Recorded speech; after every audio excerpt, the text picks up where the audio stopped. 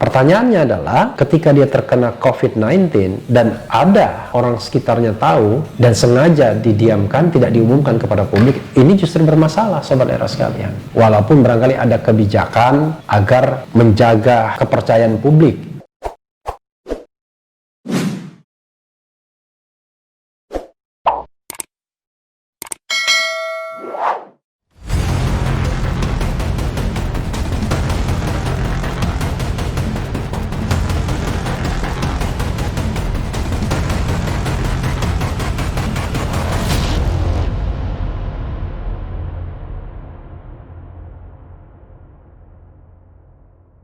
Assalamualaikum warahmatullahi wabarakatuh, Sobat RH sekalian. Jumpa lagi kita di channel yang keren ini, Keren Cadas. Keren Cadas. Kali ini saya mau menguber ya. Ini berita yang lumayan juga, yang ngeri-ngeri sedap ya. Yaitu Erlangga sempat positif COVID dan jadi donor plasma darah. CNN Indonesia ya, sebagaimana dilansir oleh CNN Indonesia kemarin. Kita bacakan ya, dan kemudian juga tidak tahu menahu yang namanya istana soal ini, tapi kita bacakan karena penting. Rupanya walaupun dia menjadi orang nomor 1 di dalam komite penanggulangan COVID-19 dan juga pemulihan ekonomi nasional, ternyata kena COVID juga. Kira-kira begitu ya. Menteri Koordinator Bidang Perekonomian Erlangga Hartarto disebut sempat positif virus corona atau COVID-19 belum lama ini. Namun kini ia sudah sembuh. Hal ini diungkap oleh Menteri Koordinator Bidang Pembangunan Manusia dan Kebudayaan Muhadjir Effendi saat membuka acara pencanangan Gerakan Nasional Pendonor Plasma Konvalesen yang dipublikasikan secara virtual pada Senin 18 Januari. Jangan-jangan keceplosan ini Muhadjir ya. Dalam sambutannya, Muhadjir menyapa Erlangga sebagai salah satu tokoh yang akan melakukan donor plasma konvalesen pada hari ini. Ia menyatakan bahwa Erlangga merupakan penyintas alias pasien yang sudah sembuh dari COVID-19.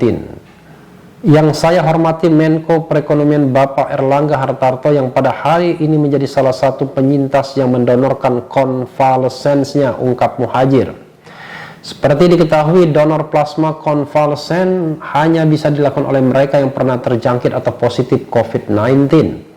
Donor ini dilakukan untuk memberikan sel darah yang sudah membentuk antibodi dari COVID-19 yang ada di tubuh pasien yang sudah sembuh ke pasien yang masih terjangkit virus.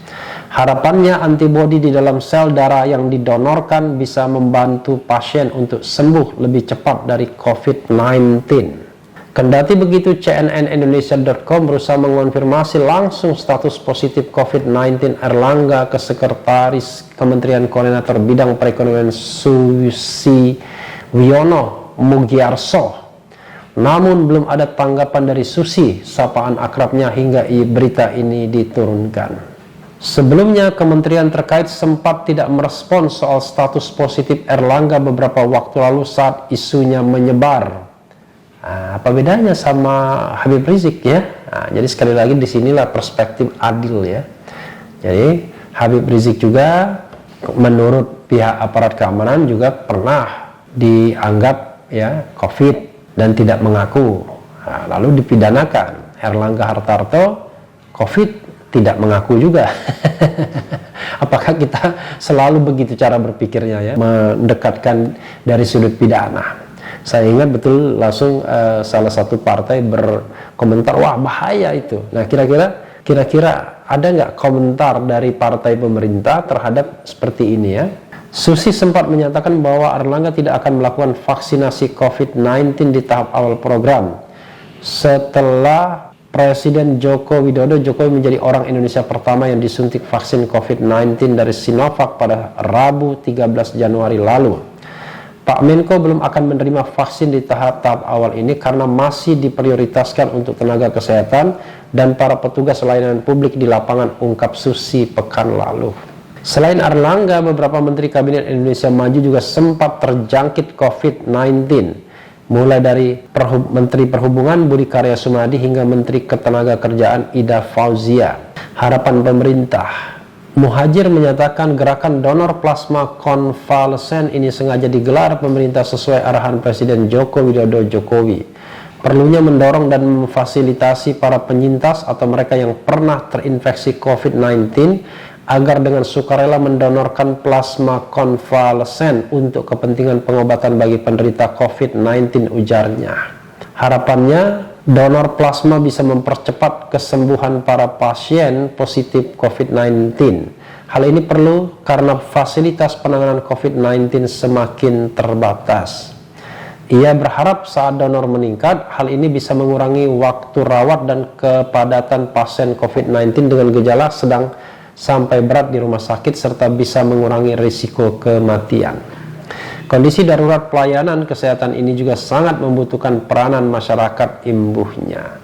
Ia juga berharap para pasien COVID-19 yang sudah sembuh mau mendonorkan plasma darah konvalesennya. Kesediaan itu sebagai rasa syukur untuk kesembuhannya yang telah lepas dari ancaman berat COVID-19, katanya. Di sisi lain, ia mengimbau masyarakat agar tetap menerapkan protokol kesehatan seperti memakai masker, mencuci tangan dengan sabun, serta menghindari kerumunan yang tidak perlu. Walaupun saat ini vaksinasi sudah mulai dilaksanakan, bukan berarti wabah COVID-19 akan segera berakhir, pungkasnya.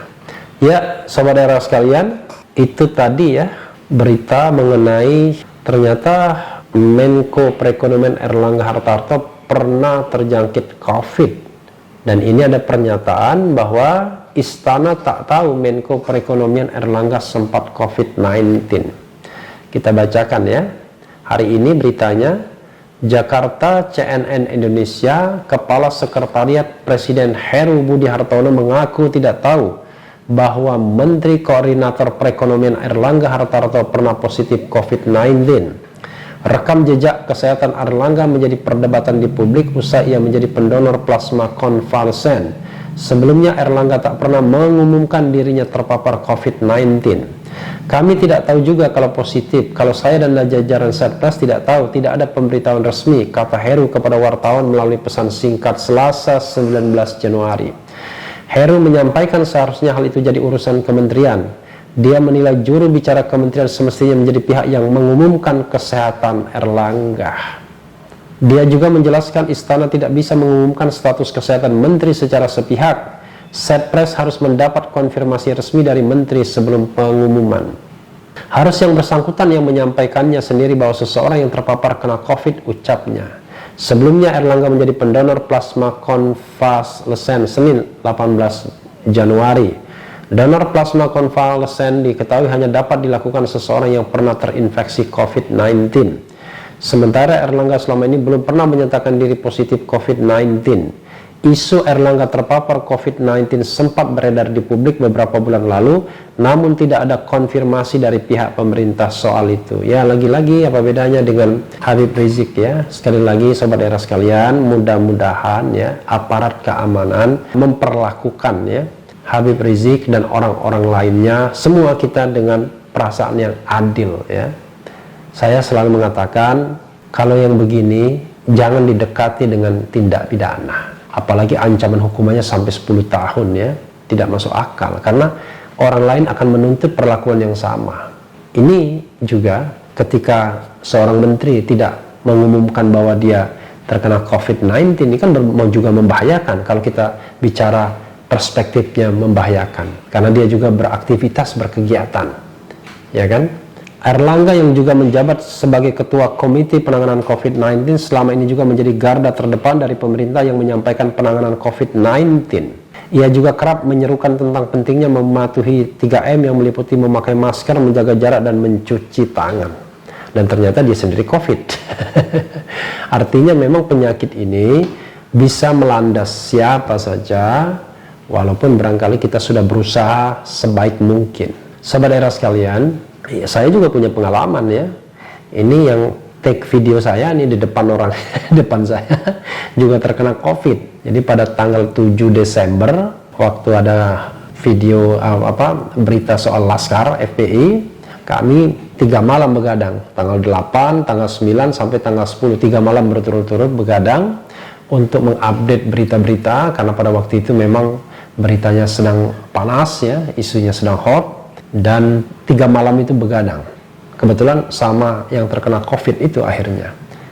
Tanggal 10 paginya baru dia mengatakan bahwa dia mati rasa dan pulang. Setelah diperiksa ternyata COVID. Alhamdulillah setelah saya diperiksa ya, satu keluarga juga diperiksa, tidak ada yang terkena COVID. Awalnya anak saya yang dibilang terkena COVID. Anak saya itu anak autis, agak berat memikirkannya. Tapi ternyata setelah dites ulang ya, pertama rapid test, lalu kemudian swab test, ternyata negatif.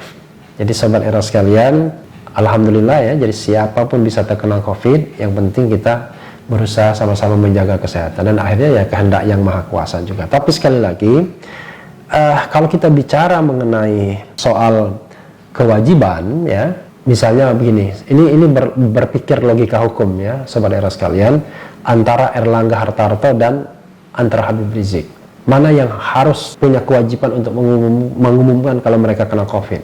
Ya tentu saja Erlangga Hartarto, karena Erlangga Hartarto adalah pejabat publik. Dia punya ada yang namanya etika publik, kewajiban publik. Beda sama orang swasta.